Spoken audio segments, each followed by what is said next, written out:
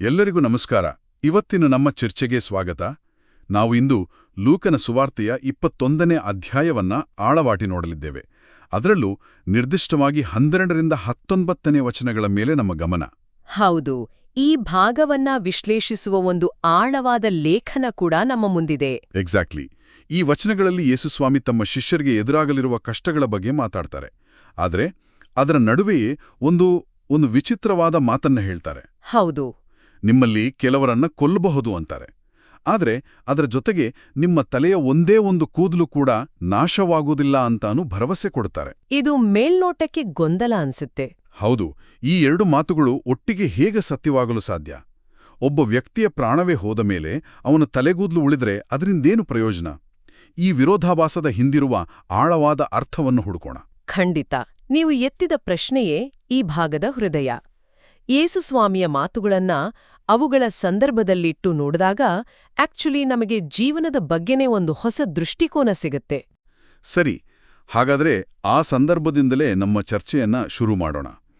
ಈ ಮಾತುಗಳನ್ನ ಹೇಳೋದಕ್ಕಿಂತ ಸ್ವಲ್ಪ ಮುಂಚೆ ಯೇಸುಸ್ವಾಮಿ ಯುದ್ಧ, ಭೂಕಂಪ, ಬರಗಾಲದಂತಹ ದೊಡ್ಡ ದೊಡ್ಡ ಘಟನೆಗಳ ಬಗ್ಗೆ ಮಾತಾಡ್ತಿರ್ತಾರೆ. ಹೌದು, ಜಗತ್ತನ್ನೇ ತಲ್ಲಣಗೊಳಿಸುವ ಘಟನೆಗಳು. ಆದರೆ ಇದ್ದಕ್ಕಿದ್ದಂತೆ ವಿಷಯವನ್ನ ಬದಲಿಸಿ, ಆದರೆ ಇದೆಲ್ಲ ಸಂಭವಿಸುವುದಕ್ಕೆ ಮುಂಚೆ ಅಂತ ಹೇಳಿ ತಮ್ಮ ಶಿಷ್ಯರ ವೈಯಕ್ತಿಕ ಜೀವನದಲ್ಲಿ ಬರುವ ಸವಾಲುಗಳ ಬಗ್ಗೆ ಮಾತಾಡಕ್ಕೆ ಶುರು ಮಾಡ್ತಾರೆ. ಈ ಬದಲಾವಣೆ ಯಾಕೆ? ಇದು ಅತ್ಯಂತ ಪ್ರಮುಖವಾದ ಪಾಯಿಂಟ್. ಯೇಸುಸ್ವಾಮಿ ಇಲ್ಲಿ ತಮ್ಮ ಶಿಷ್ಯರಿಗೆ ಒಂದು ವಾಸ್ತವವನ್ನ ತಿಳಿಸ್ತಿದ್ದಾರೆ. ಅಂದ್ರೆ ಜಗತ್ತಿನ ಅಂತ್ಯದ ದೊಡ್ಡ ಘಟನೆಗಳ ಬಗ್ಗೆ ಚಿಂತಿಸೋದಕ್ಕಿಂತ ಮೊದಲು ನೀವು ನಿಮ್ಮ ದೈನಂದಿನ ಜೀವನದಲ್ಲಿ ನಿಮ್ಮ ನಂಬಿಕೆಗಾಗಿ ಹೋರಾಡಬೇಕಾಗುತ್ತೆ ಅನ್ನೋದನ್ನ ಸ್ಪಷ್ಟಪಡಿಸ್ತಿದ್ದಾರೆ. ಅಂದ್ರೆ ಈ ಕಷ್ಟಗಳು ದೂರದ ಭವಿಷ್ಯದಲ್ಲಿ ಬರೋದಲ್ಲ, ಅಲ್ಲ, ಬದಲಾಗಿ ನಿಮ್ಮ ಜೀವನ ಕಾಲದಲ್ಲೇ ನೀವು ಎದುರಿಸಬೇಕಾದ ಸತ್ಯಗಳು ಅಂತ ಎಚ್ಚರಿಸ್ತಿದ್ದಾರೆ. ಶಿಷ್ಯತ್ವದ ಹಾದಿ ಹೂವಿನ ಹಾಸಿಗೆಯಲ್ಲ, ಅದೊಂದು ಸವಾಲಿನ ಪಯಣ ಅನ್ನೋ ಮುನ್ಸೂಚನೆ ಇದು. ಹಾಗಾದ್ರೆ ಇದು ಬರೀ ಒಂದು ಭವಿಷ್ಯವಾಣಿ ಅಲ್ಲ, ತಕ್ಷಣವೇ ಎದುರಾಗಲಿರುವ ವಾಸ್ತವದ ಬಗ್ಗೆ ಕೊಟ್ಟ ಎಚ್ಚರಿಕೆ. ಈ ರೀತಿಯ ವಿರೋಧ ನಿಜವಾಗಲೂ ಅವರ ಜೀವನದಲ್ಲಿ ನಡೀತಾ? ಖಂಡಿತವಾಗಿಯೋ. ನಮ್ಮ ಕೈಯಲ್ಲಿರುವ ಆಕರ ಅಪೊಸ್ತಲರ ಕೃತ್ಯಗಳ ಪುಸ್ತಕವನ್ನೇ ಉಲ್ಲೇಖಿಸುತ್ತೆ. ಅದನ್ನ ಓದಿದ್ರೆ ಯೇಸು ಹೇಳಿದ ಪ್ರತಿಯೊಂದು ಮಾತು ಅಕ್ಷರಶಃ ಸತ್ಯವಾಗಿರೋದನ್ನ ನಾವು ನೋಡ್ಬೋದು. ಹೌದು. ಪೇತ್ರ ಮತ್ತು ಯೋಹಾನರನ್ನ ಧಾರ್ಮಿಕ ಸಭೆಯ ಮುಂದೆ ನಿಲ್ಲಿಸಿ ವಿಚಾರಣೆ ಮಾಡಲಾಯಿತು. ಪೌಲನನ್ನ ಅರಸರ ಮುಂದೆ, ಅಧಿಪತಿಗಳ ಮುಂದೆ ನಿಲ್ಲಿಸಲಾಯಿತು. ಅವ್ರನ್ನ ಜೈಲಿಗೆಲ್ಲ ಹಾಕಿದ್ರು ಅಲ್ವಾ? ಹೌದು, ಬಂಧಿಸಿದ್ರು, ಹೊಡೆದ್ರು, ಜೈಲಿಗೆ ಹಾಕಿದ್ರು. ಹಾಗಾಗಿ ಯೇಸು ಇಲ್ಲಿ ಹೇಳ್ತಿರೋದು ಒಂದು ನಿಶ್ಚಿತ ಅನುಭವದ ಬಗ್ಗೆ. ಹಾಗಾದ್ರೆ ಶಿಷ್ಯರು ಎದುರಿಸಬೇಕಾದ ಈ ವಿರೋಧ ಕೇವಲ ಸರ್ಕಾರದ ಕಡೆಯಿಂದ ಮಾತ್ರ ಬರುತ್ತಾ, ಅಥವಾ ಬೇರೆ ಕಡೆಯಿಂದಲೂ? ಇಲ್ಲ, ಅದು ಒಂದೇ ದಿಕ್ಕಿನಿಂದ ಬರೋದಿಲ್ಲ. ಯೇಸುಸ್ವಾಮಿ 3 ಪ್ರಮುಖ ಕ್ಷೇತ್ರಗಳನ್ನ ಗುರ್ತಿಸ್ತಾರೆ. ಓಕೆ. ಮೊದಲನೆಯದು ಧಾರ್ಮಿಕ ವಿರೋಧ. ನಿಮ್ಮನ್ನು ಪ್ರಾರ್ಥನಾ ಮಂದಿರಗಳಿಗೆ ಒಪ್ಪಿಸುವರು ಅಂತಾರೆ. ಸಿನೆಗಾಗ್ಸ್ ಅಂತಾರಲ್ಲ ಅದು? ಹೌದು. ಅಂದಿನ ಯಹೂದಿ ವ್ಯವಸ್ಥೆಯಲ್ಲಿ ಪ್ರಾರ್ಥನಾ ಮಂದಿರಗಳು ಕೇವಲ ಪೂಜಾ ಸ್ಥಳಗಳಾಗಿರ್ಲಿಲ್ಲ, ಅವು ಸಾಮಾಜಿಕ ಮತ್ತು ನ್ಯಾಯಾಂಗ ಕೇಂದ್ರಗಳೂ ಆಗಿದ್ವು. ಅಲ್ಲಿಂದ ಬಹಿಷ್ಕಾರಕ್ಕೆ ಒಳಗಾಗೋದಂದ್ರೆ ಸಮಾಜದಿಂದಲೇ ಹೊರಹಾಕಿದ ಹಾಗೆ. ಅಂದ್ರೆ ಅವರು ನಂಬಿ ಬೆಳೆದಿದ್ದ ಧಾರ್ಮಿಕ ಸಮುದಾಯವೇ ಅವರಿಗೆ ಶತ್ರುವಾಯಿತು. ಇದು ಮಾನಸಿಕವಾಗಿ ಬಹಳ ಕಷ್ಟಕರವಾಗಿರಬೇಕು. ಹೌದು. ಇನ್ನು ಎರಡನೇದು ರಾಜಕೀಯ ವಿರೋಧ. ಅರಸರು ಹಾಗೂ ಅಧಿಪತಿಗಳ ಮುಂದೆ ನನ್ನ ನಿಮಿತ್ತ ನಿಮ್ಮನ್ನು ಎಳೆದುಕೊಂಡು ಹೋಗುವರು ಅನ್ನೋ ಮಾತು. ಇದು ರೋಮನ್ ಸರ್ಕಾರದ ಬಗ್ಗೆ ಇರಬಹುದು. ಎಕ್ಸಾಕ್ಟ್ಲಿ. ಅಂದಿನ ರೋಮನ್ ಸರ್ಕಾರದಂತಹ ಲೌಕಿಕ ಆಡಳಿತವನ್ನು ಇದು ಸೂಚಿಸುತ್ತೆ. ಚಕ್ರವರ್ತಿಯನ್ನು ಪೂಜಿಸಲು ನಿರಾಕರಿಸಿದ್ರಿಂದ ಕ್ರೈಸ್ತರನ್ನ ರಾಜ್ಯದ್ರೋಹಿಗಳು ಅಂತಾನೂ ನೋಡ್ತಿದ್ರು. ಮತ್ತು ಮೂರನೇದು, ಇದು ಬಹುಶಃ ಎಲ್ಲರಿಗಿಂತ ಹೆಚ್ಚು ನೋವು ಕೊಡುವಂಥದ್ದು. ನಿಖರವಾಗಿ. ಮೂರನೇದು ಕೌಟುಂಬಿಕ ವಿರೋಧ. ತಂದೆ ತಾಯಿಗಳೇ, ಒಡಹುಟ್ಟಿದವರೇ, ಬಂಧುಮಿತ್ರರೇ ನಿಮ್ಮನ್ನು ಹಿಡಿದುಕೊಡುವರು ಅನ್ನೋ ಮಾತು ಹೃದಯವನ್ನೇ ಕಲಕುತ್ತೆ. ನಿಜ. ಹೊರಗಿನವರ ವಿರೋಧವನ್ನ ಸಹಿಸ್ಕೊಳ್ಬೋದು, ಆದ್ರೆ ಸ್ವಂತ ಮನೆಯವರೇ? ಹೌದು, ಸ್ವಂತ ಮನೆಯವರೇ ನಂಬಿಕೆಗಾಗಿ ದ್ರೋಹ ಬಗೆದಾಗ ಆಗುವ ನೋವು ಅಸಹನೀಯ. ಇದು ದೈಹಿಕ ಹಿಂಸೆಗಿಂತಲೂ ಹೆಚ್ಚು ಮಾನಸಿಕ ಯಾತನೆ ಕೊಡುತ್ತೆ. ಈ 3 ಕ್ಷೇತ್ರಗಳಿಂದ ಬರುವ ಒತ್ತಡ ಊಹಿಸಿಕೊಳ್ಳೋಕೂ ಆಗ್ತಿಲ್ಲ. ಇಂತಹ ಒಂದು ಭಯಾನಕ ಚಿತ್ರಣವನ್ನ ಕೊಟ್ಟ ನಂತರವೇ ಯೇಸುಸ್ವಾಮಿ ಆ ವಿರೋಧಾಭಾಸಲ ಮಾತನ್ನ ಹೇಳ್ತಾರೆ. ಸರಿ, ಮತ್ತೊಮ್ಮೆ ಆ ಪ್ರಶ್ನೆಗೆ ಬರೋಣ. 16ನೇ ವಚನದಲ್ಲಿ ನಿಮ್ಮಲ್ಲಿ ಕೆಲವರನ್ನು ಕೊಂದು ಹಾಕಿಸುವರು ಅಂತ ಸ್ಪಷ್ಟವಾಗಿ ಹೇಳ್ತಾರೆ. ಹೌದು. ಆದರೆ ಕೇವಲ 2 ವಚನಗಳ ನಂತರ 18ನೇ ವಚನದಲ್ಲಿ ನಿಮ್ಮ ತಲೆಗೂದಲೊಂದು ನಾಶವಾಗುವುದಿಲ್ಲ ಅಂತಾರೆ. ಇದು ಹೇಗೆ ಸಾಧ್ಯ? ನನ್ನ ಪ್ರಾಣವೇ ಹೋದ ಮೇಲೆ ನನ್ನ ತಲೆಗೂದಲು ಉಳಿದರೆ ನನಗೇನು ಪ್ರಯೋಜನ ಅಂತ ಯಾರಾದರೂ ಕೇಳ್ಬೋದು. ಈ ಮಾತಿನ ನಿಜವಾದ ಧೈರ್ಯ ಎಲ್ಲಿದೆ? ನೀವು ಕೇಳಿದ ಪ್ರಶ್ನೆ ತುಂಬಾ ನ್ಯಾಯಬದ್ಧವಾದದ್ದು. ಇಲ್ಲಿರೋ ಸ್ವಾರಸ್ಯಕರವಾದ ವಿಷಯ ಅಂದ್ರೆ ಯೇಸುಸ್ವಾಮಿ ನಮ್ಮ ದೃಷ್ಟಿಕೋನವನ್ನ ದೈಹಿಕ ವಾಸ್ತವದಿಂದ ಆಧ್ಯಾತ್ಮಿಕ ವಾಸ್ತವಕ್ಕೆ ಬದಲಾಯಿಸಲು ಪ್ರಯತ್ನಿಸ್ತಿದ್ದಾರೆ. ಓಕೆ. ಅವರು ಕೊಡ್ತಿರೋ ಭರವಸೆ ದೈಹಿಕ ರಕ್ಷಣೆಯದ್ದಲ್ಲ. ಅಂದ್ರೆ ನಿಮ್ಗೆ ಗುಂಡು ತಾಗಲ್ಲ, ಕತ್ತಿ ತಾಕಲ್ಲ ಅನ್ನೋ ಭರವಸೆ ಅಲ್ಲ ಅದು. ಹಾಗಾದರೆ ಬದಲಾಗಿ ಅವರು ಕೊಟ್ಟಿರೋದು ಶಾಶ್ವತ ರಕ್ಷಣೆಯ ಭರವಸೆ. ದೈಹಿಕ ಮತ್ತು ಶಾಶ್ವತ ರಕ್ಷಣೆ, ಇದನ್ನು ಸ್ವಲ್ಪ ವಿವರಿಸಿ. ಖಂಡಿತ. ಶತ್ರುಗಳು ಏನ್ ಮಾಡಬಹುದು? ಅವರು ದೇಹವನ್ನ ಹಿಂಸಿಸಬಹುದು, ಬಂಧಿಸಬಹುದು, ಕೊನೆಗೆ ಕೊಲ್ಲಬಹುದು.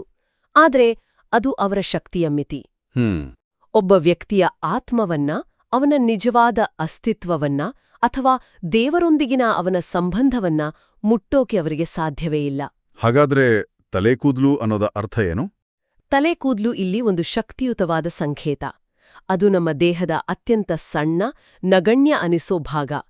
ನಿಮ್ಮ ತಲೆಯ ಒಂದು ಕೂದಲು ಕೂಡ ನಾಶವಾಗೋದಿಲ್ಲ ಅಂದ್ರೆ ದೇವರ ಅನುಮತಿಯಿಲ್ಲದೆ, ದೇವರ ಗಮನಕ್ಕೆ ಬಾರದೆ ನಿಮಗೆ ಅತಿ ಸಣ್ಣ ಹಾನಿಯೂ ಆಗಲ್ಲ ಅಂತ ಅರ್ಥ. ಹಾಗಾದ್ರೆ ಇಲ್ಲಿ ಮುಖ್ಯವಾದದ್ದು ದೇವರ ನಿಯಂತ್ರಣ ಅನ್ನೋ ಕಲ್ಪನೆ. ನಿಖರವಾಗಿ. ನಿಮ್ಮ ಜೀವನದಲ್ಲಿ ನಡೆಯೋ ಪ್ರತಿಯೊಂದು ಘಟನೆ, ನೀವು ಅನುಭವಿಸೋ ಪ್ರತಿಯೊಂದು ನೋವು, ಅಷ್ಟೇ ಯಾಕೆ ನಿಮ್ಮ ಸಾವು ಕೂಡ ದೇವರ ನಿಯಂತ್ರಣದಲ್ಲಿದೆ, ಅದಕ್ಕೊಂದು ಉದ್ದೇಶವಿದೆ ಅನ್ನೋ ಬಲವಾದ ಭರವಸೆಯನ್ನ ಈ ಮಾತು ಕೊಡುತ್ತೆ. ಅಂದ್ರೆ ಶತ್ರುಗಳು ಮನಸ್ಸಿಗೆ ಬಂದಾಗೆ ಏನು ಮಾಡಕ್ಕಾಗಲ್ಲ. ಆಗಲ್ಲ. ಅಂತಿಮವಾಗಿ ನಿಮ್ಮ ಶಾಶ್ವತ ಅಸ್ತಿತ್ವ ದೇವರ ಕೈಯಲ್ಲಿ ಸಂಪೂರ್ಣ ಸುರಕ್ಷಿತವಾಗಿದೆ. ಲೌಕಿಕವಾಗಿ ನೀವು ಎಲ್ಲವನ್ನೂ ಕಳಕೊಳ್ಬಹುದು, ಆದ್ರೆ ಆಧ್ಯಾತ್ಮಿಕವಾಗಿ ನೀವು ಏನನ್ನೂ ಕಳೆದುಕೊಳ್ಳೋದಿಲ್ಲ. ಇದೇ ಆ ಮಾತಿನ ನಿಜವಾದ ಧೈರ್ಯ. ಇದು ದೃಷ್ಟಿಕೋನವನ್ನೇ ಬದಲಾಯಿಸುವಂಥ ಚಿಂತನೆ. ಆದರೆ ಇಲ್ಲೊಂದು ಅನಿರೀಕ್ಷಿತ ತಿರುವಿದೆ. ಯೇಸು ಈ ಕಷ್ಟಗಳನ್ನ ಕೇವಲ ಸಹಿಸ್ಕೊಳ್ಬೇಕಾದ ದುರಂತವಾಗಿ ನೋಡದೆ ಅದೊಂದು ಸದವಕಾಶ ಅಂತ ಕರೀತಾರೆ. ಹೌದು. ಬಂಧನ, ವಿಚಾರಣೆ, ಹಿಂಸೆ ಇದು ಹೇಗೆ ಒಂದು ಅವಕಾಶವಾಗೋಕೆ ಸಾಧ್ಯ? ಸಾಮಾನ್ಯರ ದೃಷ್ಟಿಯಲ್ಲಿ ಇದೊಂದು ದುರಂತ ಅಲ್ವಾ? ಹೌದು, ಸಾಮಾನ್ಯ ದೃಷ್ಟಿಯಲ್ಲಿ ಅದು ದುರಂತವೇ. ಆದರೆ ಯೇಸುಸ್ವಾಮಿ ಲೌಕಿಕ ದೃಷ್ಟಿಕೋನವನ್ನ ತಲೆಕೆಳಗಾಗಿಸ್ತಾರೆ. ಗ್ರೀಕ್ ಮೂಲದಲ್ಲಿ ಇಲ್ಲಿ ಸಾಕ್ಷಿ ಅನ್ನೋ ಪದಕ್ಕೆ ಮಾರ್ಟಿರಿಯಾನ್ ಅಂತ ಬಳಸಲಾಗಿದೆ. ಮಾರ್ಟಿರಿಯಾನ್? ಹೌದು. ಇದೇ ಪದದಿಂದ ಕಾಲಕ್ರಮೇಣ ಇಂಗ್ಲಿಷ್ನ ಮಾರ್ಟರ್ ಅಂದ್ರೆ ಹುತಾತ್ಮ ಅನ್ನೋ ಪದ ಹುಟ್ಕೊಂಡಿದ್ದು. ಆರಂಭದಲ್ಲಿ ಇದರರ್ಥ ಕೇವಲ ಸಾಕ್ಷಿ ಹೇಳುವನು ಅಂತ ಇತ್ತು. ಅಂದ್ರೆ ಮಾರ್ಟಿರಿಯಾನ್ ಎಂದರೆ ಸಾಕ್ಷಿ ಹೇಳುವ ಅವಕಾಶ. ಎಕ್ಸಾಕ್ಟ್ಲಿ. ಯೇಸುಸ್ವಾಮಿಯ ದೃಷ್ಟಿಯಲ್ಲಿ ಶಿಷ್ಯರನ್ನ ನ್ಯಾಯಾಲಯದಲ್ಲಿ ರಾಜರ ಮುಂದೆ, ಅಧಿಪತಿಗಳ ಮುಂದೆ ನಿಲ್ಸೋದು ಶಿಕ್ಷೆಯಲ್ಲ. ಬದಲಾಗಿ ಅದು ಸುವಾರ್ತೆಯ ಸಂದೇಶವನ್ನ ಅತ್ಯುನ್ನತ ಅಧಿಕಾರಿಗಳಿಗೆ, ಸಮಾಜದ ಗಣ್ಯರಿಗೆ ಸಾರಲು ಸಿಗೋ ಒಂದು ವಿಶಿಷ್ಟ ವೇದಿಕೆ. ಅವರಿಗೆ ಸಾಮಾನ್ಯವಾಗಿ ಸಿಗದಂತಹ ಪ್ರೇಕ್ಷಕರು ಮತ್ತು ವೇದಿಕೆಯಲ್ಲಿ ಸಿಕ್ತೆ. ಹೌದು. ಅವರ ಬಂಧನವೇ ಅವರ ಸಂದೇಶಕ್ಕೆ ಒಂದು ದೊಡ್ಡ ಪ್ರಚಾರವಾಗುತ್ತೆ. ಆದ್ರೆ ಅಂಥ ಒಂದು ಒತ್ತಡದ, ಜೀವಭಯದ ಸನ್ನಿವೇಶದಲ್ಲಿ ಯೋಚಿಸಿ ಮಾತಾಡೋಕೆ, ತಮ್ಮ ನಂಬಿಕೆಯನ್ನ ಸಮರ್ಥಿಸ್ಕೊಳ್ಳೋಕೆ ಹೇಗೆ ಸಾಧ್ಯ? ಅದಕ್ಕೆ ವಿಶೇಷವಾದ ತಯಾರಿ ಬೇಕಲ್ವೇ? ಇದೇ ವಿಷಯವನ್ನ ಯೇಸು ಮುಂದಾಲೋಚಿಸಿ ಒಂದು ಅದ್ಭುತವಾದ ವಾಗ್ದಾನ ಕೊಡ್ತಾರೆ. ಏನು ಅಂತ? ಆಗ ಏನು ಉತ್ತರ ಕೊಡ್ಬೇಕೆಂದು ಮೊದಲೇ ಚಿಂತಿಸಿ ಸಿದ್ಧ ಮಾಡಿಕೊಳ್ಬೇಡಿ, ಏಕೆಂದರೆ ನಾನೇ ನಿಮ್ಗೆ ವಾಕ್ಚಾತುರ್ಯ ಮತ್ತು ಜ್ಞಾನಶಕ್ತಿ ನೀಡ್ತೇನೆ ಅಂತಾರೆ. ಅಂದ್ರೆ ಆ ನಿರ್ಣಾಯಕ ಕ್ಷಣದಲ್ಲಿ ಏನು ಮಾತಾಡಬೇಕು ಅನ್ನೋದನ್ನ ದೇವರೇ ಅವರ ಬಾಯಲ್ಲಿ ಹಾಕ್ತಾರೆ ಅನ್ನೋ ಭರವಸೆ. ಇದಕ್ಕೆ ಬೈಬಲ್ನಲ್ಲಿ ಯಾವುದಾದ್ರೂ ಉದಾಹರಣೆ ಇದೆಯಾ? ಅತ್ಯುತ್ತಮ ಉದಾಹರಣೆ ಅಂದ್ರೆ ಸ್ಟೀಫನನ್ನದ್ದು. ಅಪೊಸ್ತಲರ ಕೃತ್ಯಗಳ ಪುಸ್ತಕದಲ್ಲಿ ಸ್ಟೀಫನನ್ನ ಯಹೂದಿ ಮಹಾಸಭೆಯ ಮುಂದೆ ವಿಚಾರಣೆಗೆ ನಿಲ್ಲಿಸ್ತಾರೆ. ಅವನು ಮಾತನಾಡಲು ಆರಂಭಿಸಿದಾಗ ಅವನ ಜ್ಞಾನ ಮತ್ತು ಪವಿತ್ರಾತ್ಮರ ಶಕ್ತಿಯ ಮುಂದೆ ಅವನ ವಿರೋಧಿಗಳಲ್ಲಿ ಯಾರೊಬ್ಬರೂ ನಿಲ್ಲಲು ಸಾಧ್ಯವಾಗಲಿಲ್ಲ ಅಂತ ಬೈಬಲ್ ಹೇಳುತ್ತೆ. ಕೊನೆಗೆ ಅವನನ್ನು ಕಲ್ಲೆಸೆದು ಕೊಂದರೂ ಅವನ ಸಾಕ್ಷಿ ಮಾತ್ರ ಉಳಿತು. ಹೌದು, ಇದು ಯೇಸು ನೀಡಿದ ವಾಗ್ದಾನದ ನೇರ ನೆರವೇರಿಕೆ. ಆ ಮಾತುಗಳು ಧೈರ್ಯ ಕೊಡ್ತವೆ. ಆದರೆ ಇದೇ ಭಾಗದ ಕೊನೆಯಲ್ಲಿ ಯೇಸು ಸೈರಣೆಯಿಂದಿರಿ, ಸಂರಕ್ಷಣೆಯನ್ನು ಪಡೆಯುವಿರಿ ಅಂತಾರೆ. ಸೈರಣೆ ಅಥವಾ ಸಹನೆ ಅಂದ್ರೆ ಸುಮ್ನೆ ಎಲ್ಲವನ್ನೂ ಸಹಿಸ್ಕೊಂಡು ನಿಷ್ಕ್ರಿಯವಾಗಿ ಇರೋದಾ? ಖಂಡಿತ ಇಲ್ಲ. ಬಹಳ ದೊಡ್ಡ ವ್ಯತ್ಯಾಸವಿದೆ. ಇಲ್ಲಿ ಬಳಸಲಾಗಿರುವ ಗ್ರೀಕ್ ಪದ ಹೈಪೋಮೋನೆ. ಇದರ ಅರ್ಥ ಕೇವಲ ನಿಷ್ಕ್ರಿಯ ಸಹನೆ ಅಲ್ಲ. ಹಾಗಾದ್ರೆ ಅದರ ನಿಜವಾದ ಅರ್ಥ ಏನು? ಅದರ ನಿಜವಾದ ಅರ್ಥ ಭಾರವಾದರೂ ದೃಢವಾಗಿ ನಿಲ್ಲುವುದು, ಆಕ್ಟಿವ್ ಎಂಡ್ಯೂರೆನ್ಸ್. ಹೇಗೆ ಅಂದ್ರೆ, ಬಿರುಗಾಳಿಯಲ್ಲಿ ಒಂದು ದೊಡ್ಡ ಮರ ತನ್ನ ಬೇರುಗಳನ್ನ ಭೂಮಿಯಲ್ಲಿ ಆಳವಾಗಿ ಊರಿ ಗಾಳಿಯ ಹೊಡೆತಕ್ಕೆ ಮುರಿಯದೆ ದೃಢವಾಗಿ ನಿಲ್ಲುತ್ತಲ್ಲ, ಹಾಗೆ. ಓ, ಇದೊಂದು ಸಕ್ರಿಯವಾದ ಧೈರ್ಯದ ನಿಲುವು. ಹೌದು. ಕಷ್ಟಗಳ ಮಧ್ಯೆಯೂ ನಂಬಿಕೆಯನ್ನ ಬಿಗಿಯಾಗಿ ಹಿಡಿದುಕೊಂಡು ವಿಶ್ವಾಸದಲ್ಲಿ ಅಚಲವಾಗಿ ನಿಲ್ಲುವುದು. ಇದು ದೌರ್ಬಲ್ಯದ ಸಂಕೇತ ಅಲ್ಲ, ಬದಲಾಗಿ ಆಂತರಿಕ ಶಕ್ತಿಯ ಸಂಕೇತ. ಹಾಗಾದ್ರೆ ಈ ಹೈಪೋಮೋನಿಯಿಂದ ಸಿಗುವ ಸಂರಕ್ಷಣೆ ಯಾವುದು? ಇಲ್ಲಿ ಸಂರಕ್ಷಣೆ ಅಥವಾ ಜೀವವನ್ನು ಗಳಿಸಿಕೊಳ್ಳುವುದು ಅಂದಾಗ ಮತ್ತೊಮ್ಮೆ ನಾವು ದೈಹಿಕ ಜೀವದ ಬಗ್ಗೆ ಮಾತಾಡ್ತಿಲ್ಲ. ಗ್ರೀಕ್ ಮೂಲದಲ್ಲಿ ಜೀವಕ್ಕೆ ಪ್ಯೂಷೆ ಅನ್ನೋ ಪದ ಬಳಸಲಾಗಿದೆ. ಅಂದ್ರೆ ಆತ್ಮ. ಹೌದು. ಇದು ಕೇವಲ ಭೌತಿಕ ಅಸ್ತಿತ್ವ ಅಲ್ಲ, ಬದಲಾಗಿ ಒಬ್ಬ ವ್ಯಕ್ತಿಯ ಸಂಪೂರ್ಣ ಅಸ್ತಿತ್ವ, ಅವನ ಆತ್ಮ, ಅವನ ಶಾಶ್ವತ ಜೀವನವನ್ನ ಸೂಚಿಸುತ್ತೆ. ಹಾಗಾಗಿ ಕಷ್ಟಗಳ ಮಧ್ಯೆ ನಂಬಿಕೆಯಲ್ಲಿ ದೃಢವಾಗಿ ನಿಲ್ಲೋದ್ರಿಂದ ವಿಶ್ವಾಸಿಗಳು ತಮ್ಮ ಶಾಶ್ವತವಾದ ನಿಜವಾದ ಜೀವನವನ್ನ ಭದ್ರಪಡಿಸ್ಕೊಳ್ತಾರೆ. ಸರಿ, ನಾವು ಚರ್ಚಿಸಿದ ಈ ಎಲ್ಲಾ ಅಂಶಗಳನ್ನ ಒಟ್ಟುಗೂಡಿಸಿ ನೋಡಿದ್ರೆ ಇದರ ಒಟ್ಟಾರೆ ಸಾರಾಂಶವೇನು? ಇಂದಿನ ನಮ್ಮ ಜೀವನಕ್ಕೆ ಇವು ಹೇಗೆ ಪ್ರಸ್ತುತ? ಖಂಡಿತ. ಈ ಮಾತುಗಳಿಂದ ನಾವು ಇವತ್ತಿನ ಜೀವನಕ್ಕೆ ಹಲವಾರು ಪ್ರಮುಖ ಪಾಠಗಳನ್ನ ಕಲಿಬಹುದು. ಮೊದಲನೆಯದು ಮತ್ತು ಅತ್ಯಂತ ಮುಖ್ಯವಾದದ್ದು ವಾಸ್ತವದ ಅರಿವು. ಅಂದ್ರೆ ಕಷ್ಟಬೆಲೆ ಬರಲ್ಲ ಅನ್ನೋ ತಪ್ಪು ಕಲ್ಪನೆಯನ್ನ ನಾವು ಬಿಡ್ಬೇಕು. ಸತ್ಯಕ್ಕಾಗಿ ನಿಂತಾಗ ವಿರೋಧಗಳು ಬರ್ತವೆ ಅನ್ನೋದನ್ನ ಒಪ್ಕೊಳ್ಬೇಕು. ಇದು ಬಹಳ ಮುಖ್ಯವಾದ ಮಾತು. ಸುಳ್ಳು ನಿರೀಕ್ಷೆಗಳು ನಿರಾಸೆಗೆ ಕಾರಣವಾಗ್ತವೆ. ಎರಡನೇ ಪಾಠವೇನು? ಎರಡನೇದು ಒಂಟಿತನದ ಭಯ ಬೇಡ.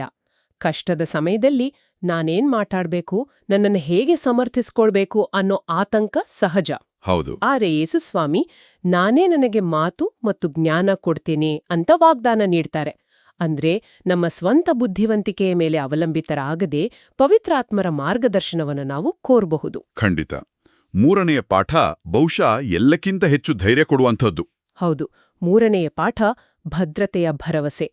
ನಿಮ್ಮ ತಲೆಗೂದಲೊಂದು ನಾಶವಾಗೋದಿಲ್ಲ ಅನ್ನೋ ಮಾತು ಇವತ್ತಿಗೂ ನಮ್ಗೆ ಅದೇ ಧೈರ್ಯವನ್ನ ಕೊಡುತ್ತೆ. ಜಗತ್ತು ನಮ್ಮಿಂದ ನಮ್ಮ ಹೆಸರು, ಆಸ್ತಿ, ಆರೋಗ್ಯ ಎಲ್ಲವನ್ನೂ ಕಸಿದ್ಕೊಳ್ಬಹುದು. ಆದ್ರೆ ನಮ್ಮ ಆತ್ಮದ ರಕ್ಷಣೆಯನ್ನ, ದೇವರೊಂದಿಗಿನ ನಮ್ಮ ಸಂಬಂಧವನ್ನ ಯಾರೂ ಕಸಿಯೋಕ್ಕಾಗಲ್ಲ. ನಮ್ಮ ಅಂತಿಮ ಭದ್ರತೆ ಇರೋದು ದೇವರ ಕೈಯಲ್ಲಿ. ಮತ್ತು ಕೊನೆಯದಾಗಿ ತಾಳ್ಮೆಯ ಬಗ್ಗೆ ಏನ್ ಹೇಳ್ಬೋದು ಇವತ್ತಿನ ತ್ವರಿತ ಜಗತ್ತಿನಲ್ಲಿ? ನಾಲ್ಕನೆಯದು ತಾಳ್ಮೆಯ ಕರೆ. ನಾವು ಜೀವಿಸ್ತಿರೋದು ತ್ವರಿತ ಫಲಿತಾಂಶಗಳನ್ನ ಬಯಸೋ ಯುಗದಲ್ಲಿ. Instant results. ಎಕ್ಸಾಕ್ಟ್ಲಿ. ಆದ್ರೆ ಹೈಪೋಮೋನೆ ಅಥವಾ ಸಕ್ರಿಯ ಸಹನೆಯು ನಮಗೆ ದೀರ್ಘಕಾಲಿಕ ದೃಷ್ಟಿಕೋನವನ್ನ ಕೊಡುತ್ತೆ. ಸಮಸ್ಯೆಗಳು ತಕ್ಷಣ ಬಗೆಹರಿಯದೇ ಇರಬಹುದು, ಆದರೆ ನಾವು ವಿಶ್ವಾಸದಲ್ಲಿ ದೃಢವಾಗಿ ನಿಂತರೆ ಅಂತಿಮ ಜಯ ನಮ್ಮದಾಗತ್ತೆ ಅನ್ನೋ ಭರವಸೆ ಆ ತಾಳ್ಮೆಗೆ ಮೂಲ. ಇವತ್ತಿನ ಚರ್ಚೆ ನಿಜಕ್ಕೂ ಆಳವಾದ ಚಿಂತನೆಗೆ ಹಚ್ಚಿತು. ಹಿಂಸೆಯ ವಾಸ್ತವವನ್ನ ಒಪ್ಪಿಕೊಳ್ಳೋದು, ದೈಹಿಕ ಮತ್ತು ಆಧ್ಯಾತ್ಮಿಕ ರಕ್ಷಣೆಯ ವ್ಯತ್ಯಾಸವನ್ನ ಅರ್ಥಮಾಡಿಕೊಳ್ಳೋದು ಮತ್ತು ಕೇವಲ ಸಹಿಸಿಕೊಳ್ಳೋದಲ್ಲ, ಬದಲಾಗಿ ಸಕ್ರಿಯವಾಗಿ ದೃಢವಾಗಿ ನಿಲ್ಲುವುದು, ಈ ಎಲ್ಲಾ ಅಂಶಗಳು ನಮ್ಮ ದೃಷ್ಟಿಕೋನವನ್ನೇ ಬದಲಿಸ್ತವೆ. ಹೌದು. ಇದರ ಮುಖ್ಯ ಸಂದೇಶ ಅಂದ್ರೆ ಯಾವುದೇ ಪರಿಸ್ಥಿತಿಯಲ್ಲೂ ಅದು ಎಷ್ಟೇ ಕಠಿಣ ಅನ್ಸಿದ್ರೂ ಅಂತಿಮ ನಿಯಂತ್ರಣ ದೇವರ ಕೈಯಲ್ಲಿದೆ ಮತ್ತು ನಂಬಿಕೆಯಲ್ಲಿ ದೃಢವಾಗಿ ನಿಲ್ಲೋರಿಗೆ ಶಾಶ್ವತ ರಕ್ಷಣೆಯ ಭರವಸೆ ಇದೆ. ಈ ಚರ್ಚೆಯನ್ನು ಒಂದು ಚಿಂತನೆಗೆ ಹಚ್ಚುವ ಪ್ರಶ್ನೆಯೊಂದಿಗೆ ಮುಗಿಸೋಣ. ಖಂಡಿತ. ಈ ಚರ್ಚೆಯಲ್ಲಿ ಸಕ್ರಿಯ ಸಹನೆ ಅಥವಾ ದೃಢವಾಗಿ ನಿಲ್ಲುವುದು ಅಂದ್ರೆ ಹೈಪೋಮೊನೆ ಪರಿಕಲ್ಪನೆಯ ಬಗ್ಗೆ ಮಾತಾಡಿದ್ವಿ. ಇವತ್ತಿನ ನಮ್ಮ ವೇಗದ ಜಗತ್ತಿನಲ್ಲಿ ಈ ಗುಣ ಕೇವಲ ಧಾರ್ಮಿಕ ಸವಾಲುಗಳಿಗೆ ಮಾತ್ರ ಸೀಮಿತವಾ? ಅಥವಾ ನಮ್ಮ ವೃತ್ತಿಪರ ಜೀವನದ ಒತ್ತಡ, ಕೌಟುಂಬಿಕ ಸಂಬಂಧಗಳ ಬಿಕ್ಕಟ್ಟು ಮತ್ತು ವೈಯಕ್ತಿಕ ಗುರಿಗಳನ್ನು ತಲುಪುವಾಗ ಎದುರಾಗುವ ಅಡೆತಡೆಗಳಿಗೂ ಇದು ಅಷ್ಟೇ ಮುಖ್ಯವಲ್ಲವೇ? ಈ ಬಗ್ಗೆ ಯೋಚಿಸಿ.